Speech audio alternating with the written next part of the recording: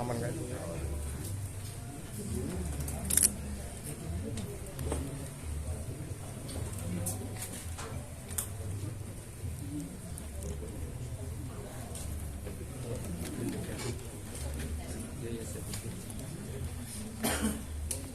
Bisa dimulai? Ya, mikirnya tinggi Pak.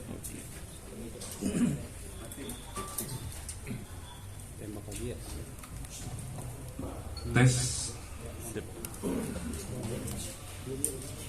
Assalamualaikum warahmatullahi wabarakatuh.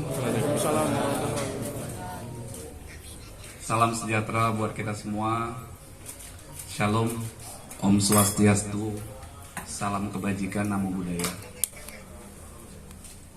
Yang terhormat Ibu Kepala Dinas PPAPP yang membidangi masalah perempuan dari Provinsi DKI Jakarta, Ibu Tuti Kusumawati beserta tim, ada unitnya beliau TP2 P2 TP2 yang sejak tadi pagi ya mendampingi korban.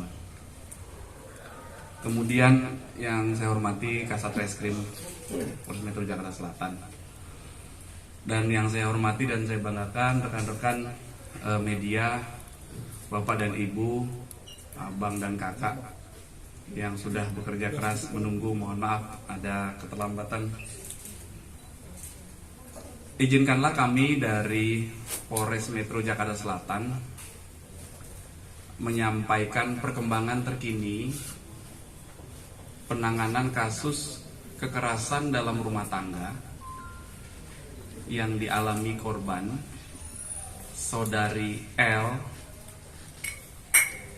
atau Saudari LK yang diduga dilakukan oleh suaminya, yaitu Saudara MR alias Saudara RB.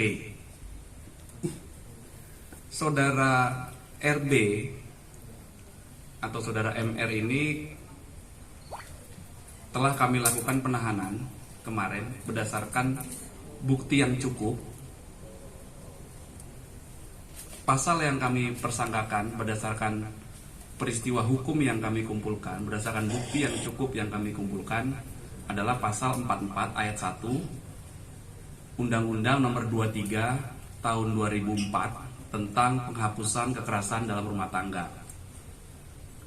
Tersangka RB diduga melakukan kekerasan fisik dalam lingkup rumah tangga terhadap istrinya, Saudari L alias LK, sehingga saudari L alias LK terhalang kegiatannya, aktivitas sehari-harinya selama beberapa hari. Kejadian tanggal 28 September jam 1:01:51 dini hari dan juga jam 9:47 WIB pada tanggal 28 Desember. Akibat dari perbuatan kekerasan fisik yang dilakukan oleh tersangka RB menyebabkan ada luka lebam di tangan kanannya Saudari L, kemudian di siku kirinya juga luka, dan juga di leher. Karena perbuatan yang dilakukan oleh tersangka RB adalah mendorong korban hingga jatuh, kemudian menyeret korban dengan kedua tangannya, kemudian menjatuhkan korban ke kasur, dan yang terakhir adalah mencekik korban dengan kedua tangannya.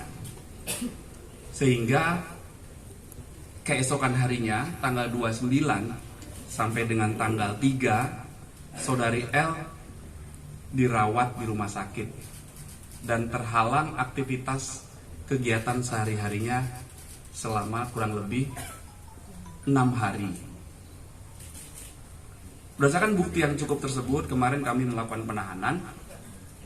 Kemudian rekan-rekan juga sudah kami lakukan press release.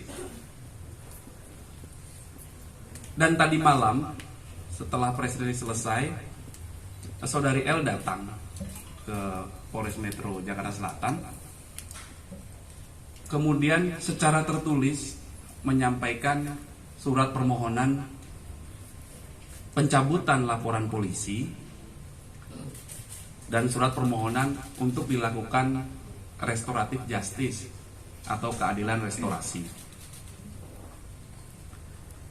Kemudian kami juga telah menerima surat permohonan penangguhan penahanan dari kuasa hukum tersangka RB, dan juga kami sudah menerima surat permohonan penangguhan penahanan dari keluarga tersangka, dalam hal ini korban, juga mengajukan permohonan penangguhan penahanan. Perlu kami jelaskan bahwa permohonan restoratif justice sudah kami lakukan sejak kami terima surat permohonan itu dari korban dan kuasa hukumnya. Jadi sejak tadi malam sudah berlangsung proses restoratif justice. Berdasarkan Perpol nomor 8 tahun 2021 tentang penanganan tindak pidana berdasarkan keadilan restorasi, maka kami harus melakukan proses pemenuhan persyaratan material dan juga persyaratan formil agar restoratif justice itu bisa tuntas.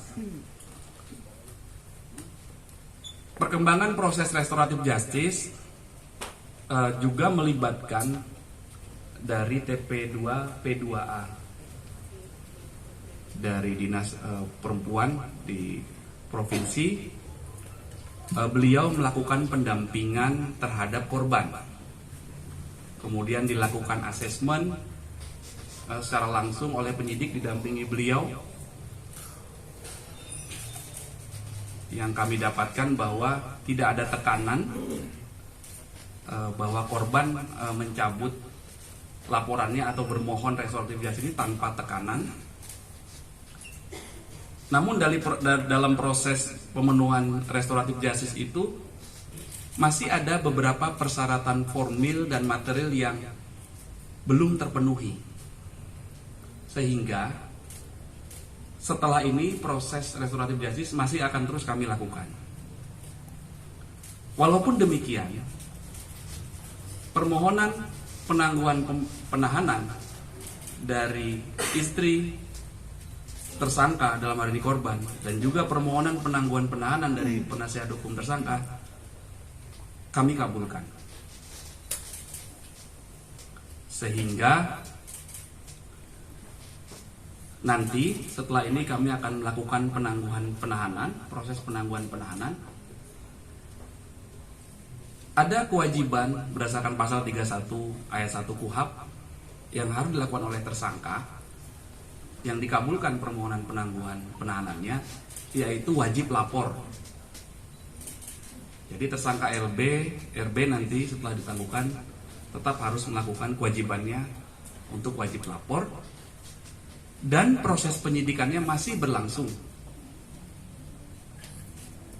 Di samping proses restoratif justice juga masih berlangsung. Kenapa proses restoratif justice masih berlangsung? Kami ulangi lagi, karena persyaratan material dan persyaratan formil dari proses restoratif justice belum terpenuhi. Kemudian pada kesempatan yang baik ini tentunya kami ingin memberikan himbauan kepada masyarakat bahwa kita harus kembali kepada tujuan hukum, yaitu adanya keadilan, kemanfaatan, dan kepastian hukum. Penegakan hukum yang kami lakukan sesuai asas dan tujuan dari Undang-Undang Nomor 23 Tahun 2004 tentang penghapusan kekerasan dalam rumah tangga. Asas dan tujuannya adalah pengembalian keharmonisan keluarga. Tapi undang-undang ini juga punya tujuan untuk mencegah agar perbuatan kekerasan dalam rumah tangga ini tidak terjadi lagi. Dan undang-undang ini juga punya tujuan untuk menindak para pelaku kejahatan kekerasan dalam rumah tangga. Artinya kedua belah pihak diayomi dan dilakukan tindakan proporsional. Yang menjadi korban dilindungi, yang melakukan tindak pidana juga ditindak berdasarkan perbuatan pidana yang dilakukan oleh dia. Sehingga dampak atau implikasi preventifnya juga harus ada. Perlu kami tegaskan bahwa apabila orang melakukan, siapapun yang melakukan tindak pidana kekerasan dalam rumah tangga dan dilaporkan kepada pihak kepolisian, itu pasti akan diproses sesuai dengan peraturan dan ketentuan undang-undang yang berlaku. Sehingga kami sampaikan, bagi yang belum melakukan tindak pidana kekerasan rumah tangga, mohon hati-hati. Sehingga apabila kita melakukan tindak pidana kekerasan dalam rumah tangga, itu dapat dipidana berdasarkan pasal pidana yang diatur di Undang-Undang Nomor 23 Tahun 2004 tentang penghapusan kekerasan dalam rumah tangga. Ini perlu kami sampaikan agar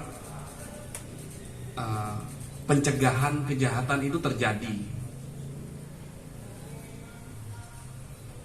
Dalam lingkup rumah tangga, apakah kepala keluarga yang melakukan kepada anggota keluarga, kepada asisten rumah tangga, dalam lingkup rumah tangga, ini ada sanksinya. Nah, inilah dampak implikasi preventif ini harus kami sampaikan. Di sisi lain ada juga kepentingan negara untuk menuntut bagi siapapun yang melakukan kekerasan dalam rumah tangga. Kemudian yang selanjutnya kami mengaturkan terima kasih kepada Ibu Tuti Kusumawati beserta tim dari Dinas PPAPP Provinsi DKI Jakarta yang telah membantu kami dalam mekanisme restoratif justice. Dan perlu rekan-rekan ketahui bahwa keadilan restorasi atau restoratif justice ini harus murni inisiasi dari kedua belah pihak, yaitu pihak korban dan pihak pelaku. Tujuannya adalah bukan untuk melakukan pembalasan atau pemidanaan, tetapi tujuannya adalah untuk pengembalian kepada kondisi semula, keseimbangan antara kebutuhan korban dan juga hak pelaku juga diperhatikan. Dan yang paling penting adalah kenapa kami melakukan peng-ACC permohonan penangguhan penahanan adalah alasan subjektif kami kemarin, kekhawatiran kami tersangka mengulangi lagi perbuatannya setelah dilakukan asesmen dibantu ini, sementara ini itu gugur. Itulah alasan kami secara subjektif mengabulkan permohonan penangguhan penahanannya. Di sisi lain, tersangka RB karena prosesnya masih lanjut juga masih harus melakukan kewajibannya sebagaimana diatur di pasal 31 ayat 1 KUHP, harus wajib lapor sambil menunggu proses RJ ini selesai. Itu yang harus dia lakukan. Demikian rekan-rekan yang dapat kami sampaikan sebagai perkembangan terkini penanganan kasus kekerasan dalam rumah tangga yang dialami saudari L yang dilakukan oleh suaminya tersangka RB. Kemudian pada kesempatan yang baik ini tentunya kita juga ingin mendengarkan himbauan, arahan dari beliau dan juga mungkin pesan-pesan kepada masyarakat, Bu. Karena menangkap seorang pelaku kejahatan itu baik, tapi mencegah perbuatan tindak pidana itu lebih mulia. Mohon Ibu berkenan memberikan sepatah dua patah kata. Terima kasih, Bu.